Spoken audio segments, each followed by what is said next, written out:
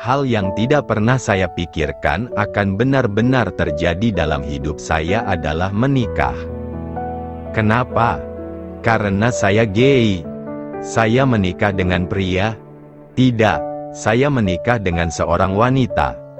Sejauh yang saya ingat, saya merasakan tertarik dengan laki-laki sejak saya masih SD. Saya tidak tahu kenapa saya gay. Saat saya kecil, saya cukup tampan, sampai-sampai saya menjadi korban pelecehan. Entah seorang atau hanya orang sange yang mencari alternatif pelampiasan, yang kebetulan ada saya di sana. Saya itu cuma digesek-gesek saja, memori itu masih teringat oleh saya. Entah itu yang membuat saya menjadi gay atau bagaimana. Saya tidak terlalu mencari tahu. Intinya udah gay aja. Masa SD sampai SMA, saya terlihat kecewek-cewekan agak banci. Teman saya banyak dari golongan cewek-cewek, ada yang cowok, tapi sedikit. Saya berusaha menjadi cowok, bertingkah seperti cowok, supaya saya tidak dibully dan dipanggil banci. Tapi apa daya, jiwa kecewek-cewekan itu seperti naluri, tanpa disadari keluar sendiri. Hingga akhirnya saya lulus dari SMK pun saya masih kebanci-bancian.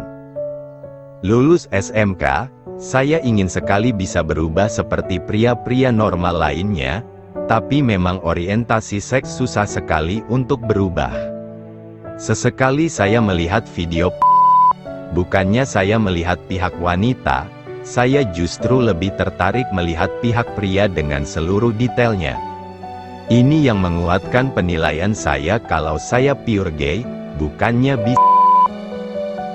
Meskipun saya gay, saya tidak pernah sekalipun berpacaran atau mencari pacar sejenis. Karena saya tahu ini hal yang salah dan aib yang harus selalu ditutupi. Saya adalah anak pertama dari 6 bersaudara. Bapak saya meninggal ketika anak terakhir masih berumur 2 tahun, sehingga saya menjadi imam keluarga menggantikan almarhum bapak saya. Ini juga menjadi salah satu penguat alasan saya agar saya tidak menjerumuskan diri saya ke hal negatif. Saya harus menjadi contoh yang baik bagi adik-adik saya.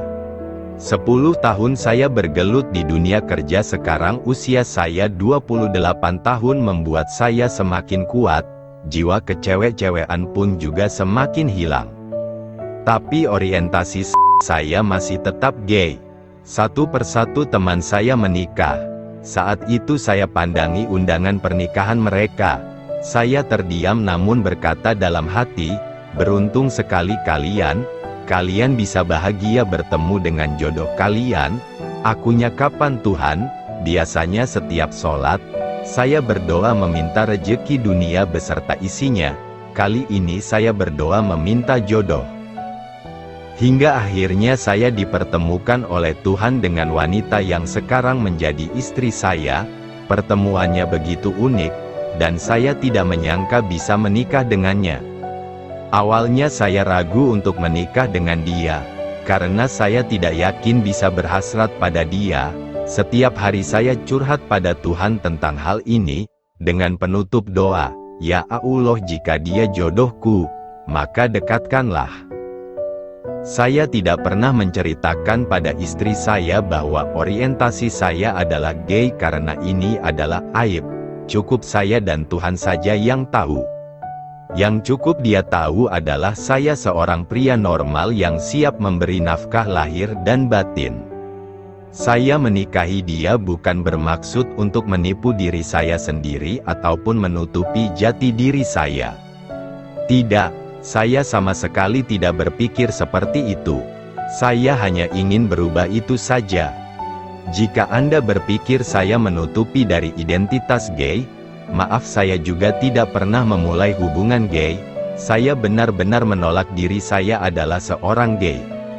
Hari gini, mudah sekali cari pasangan gay, tinggal install aplikasi di Play Store, ketemuan dan jadilah. Tapi saya tegaskan sekali lagi, saya menyangkal hasrat gay ini. Hingga akhirnya kami menikah. Tahu apa yang terjadi? Saya benar-benar tidak berhasrat dengan istri saya. Malam pertama saya lewati seperti malam biasa, tidur bersama tanpa melakukan aktivitas suami istri. Saya tidak menyentuh istri lebih dari 1 bulan pertama pernikahan.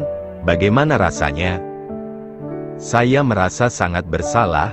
Saya mencari cara bagaimana supaya bisa berhasrat dengan istri, sampai akhirnya saya menemukan cara hipnoterapi, yaitu memasukkan sugesti di bawah alam sadar supaya bisa berhasrat dengan lawan jenis. Tapi terapi ini cukup mahal, 1,5 juta untuk sekali sesi yang hanya 1 jam. Saya tidak punya uang sebanyak itu karena uang saya habis untuk menikah sebagian kecil dari hutang. Tiap selesai sholat saya kembali curhat tentang hal ini kepada Tuhan. Tahulah ya, curhat sama Tuhan itu gak ada feedbacknya. Tapi satu hal yang perlu diingat, Tuhan tidak akan lepas tangan, Dia akan menjawab saat waktu yang tepat. Hingga akhirnya istri saya yang tidak tahan, mencoba mempertanyakan perasaan saya padanya. Apakah saya tidak menyentuhnya karena saya tidak mencintainya?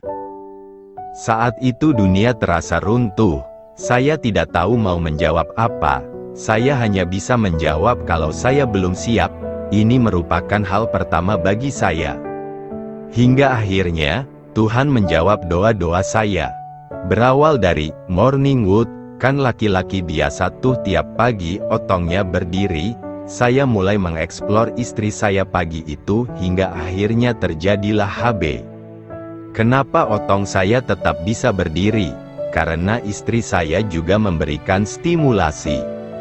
Pernah suatu ketika otong lemas ketika HB, akhirnya saya memikirkan adegan film gay yang pernah saya tonton, akhirnya membuat otong saya tegang kembali.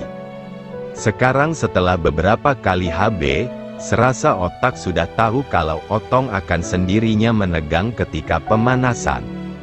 Mungkin sekarang saya menjadi bi, atau entahlah karena saya pun juga tidak berhasrat pada wanita selain istri saya. Tapi pada laki-laki masih berhasrat, hanya saja komitmen saya dari dulu, saya tidak mau mengikuti hasrat sesat ini. Selama ini istri saya puas dengan nafkah batin dari saya, dan apakah saya puas? Ya, saya cukup puas. Saya juga mengalami orgasme kok. Alhamdulillah istri saya pun sudah hamil anak pertama. Saya bersiap-siap menjadi seorang bapak, yang akhirnya saya akan belajar dari pengalaman pahit masa lalu saya. Saya akan menjaga anak-anak saya dari para di luar sana, dan menjaga pergaulan anak-anak saya. Saya menutup rahasia ini rapat-rapat. Orang tua saya pun tidak tahu. Hanya saya dan Tuhan yang tahu. Hingga pada akhirnya nanti, saya akan mengubur rahasia ini bersama jasad di liang lahat saya, dan berkata pada Tuhan, "Ya Tuhan, aku sudah istiqomah terhadap kehendak yang Kau berikan. Aku berusaha untuk tidak tercebur ke jalan yang Engkau benci." Dari sana aku belajar bahwa setiap orang mempunyai masalah masing-masing. Begitu hebatnya Engkau dalam membuat naskah kehidupan bagi semua makhluk di dunia. Ini pertama kalinya saya bercerita cukup panjang ya, dan semoga kita bisa mengambil pelajaran dari setiap kisah. Terima kasih atas dukungan dari teman-teman semua. Saya yakin masih ada banyak orang yang seperti saya gay yang menyangkal dan berusaha meredam hasrat diri. Saya telah melewati jalan berliku untuk menjadi pribadi yang sekarang. Tidak mudah memang, tapi yakinlah Allah bersama kalian. Hal yang paling berat adalah ketika saya jatuh cinta. Ketika saya berusaha menjauh dari hasrat sesat ini, saya sengaja untuk tidak mendekati. Namun, Allah malah mendatangkan orang itu di kehidupan saya, di lingkungan tempat kerja. Selama ini sudah 3 kali saya merasakan jatuh cinta, tapi saya tidak mau mengikuti, hanya saya pendam dan tutupi. Bagaimana saya mengatasi ini?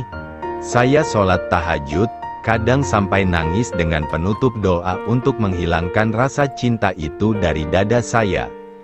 Karena sesungguhnya Allah yang membolak-balikkan hati setiap makhluk. Saya ingin sekali membantu teman-teman lainnya yang mengalami hal yang sama dengan saya. Hanya saja saya terlalu takut membuka identitas saya.